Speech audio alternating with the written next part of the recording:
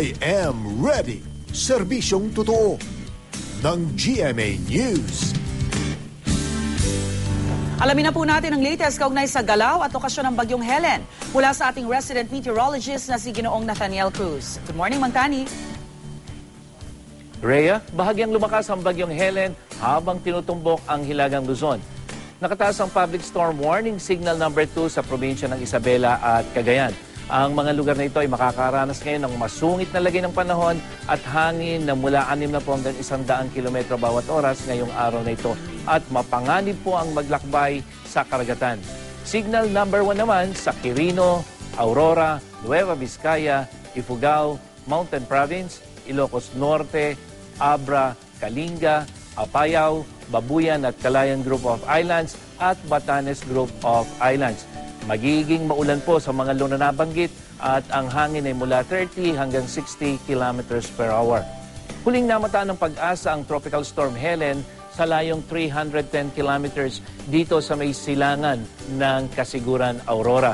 Taglay nito ngayon ang lakas ng hangin aabot sa 75 kilometers per hour near the center at bugsong aabot sa 90 kilometers per hour. Kumikilos ito pakanluran, hilagang kanluran sa bilis na 15 kilometers per hour.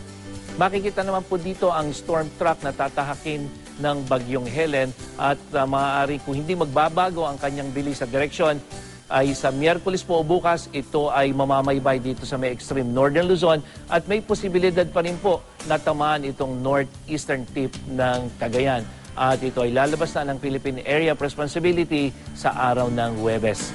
Asahang magiging maulan ulit ang panahon sa ilang bahagi ng Luzon, lalong-lalo na po dito sa may northern, central hanggang dito sa may southern Luzon kasama ng Bicol region, pero magiging mas madalas po ang pagulan dito sa western section. So makikita po natin itong mga kulay pula na nakaka-apekto sa ngayon dito sa may central Luzon kasama na ang southern, lalong-lalo na po dyan sa Metro Manila.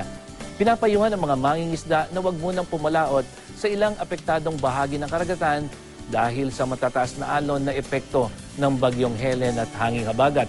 Ito na nga po yung western seaboard ng Luzon hanggang eastern seaboard ng Luzon hanggang sa Visayas po yan dahil unti-unti pong tumataas ng alon mahigit 2 meters. Silipin naman natin ang magiging lagay ng panahon dito sa Metro Manila. Magiging maulan po tayo ngayon mula umaga, tanghali hanggang gabi. At ito po ay epekto ng unti-unting paglakas ng hanging habagat. At ang lagay naman ng panahon sa iba pang bahagi ng Luzon, dito po sa buong Luzon, lalo na sa kanlurang bahagi, yan po yung magiging maulan. Kaya po patuloy na pinag-iingat ang ating mga kababayan sa posibleng pagkakaroon ng flash flood at landslides. At sa Visayas naman, lalong-lalo po dito sa kanlurang bahagi, magiging maulan pa rin po yan pero makakaranas ng mas magandang panahon ang ibang bahagi ng Visayas. Ganon din po sa Mindanao na kung saan hindi sila masyadong apektado ng hanging habagat, lalong-lalo na yung epekto ng bagyong si Helen. Narito naman ang schedule ng high tide at low tide sa Manila Bay.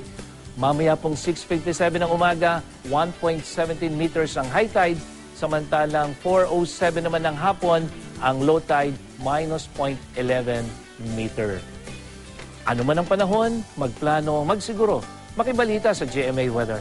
Ako po si Nathaniel Cruz para sa I Am Ready, serbisyong totoo ng GMA News.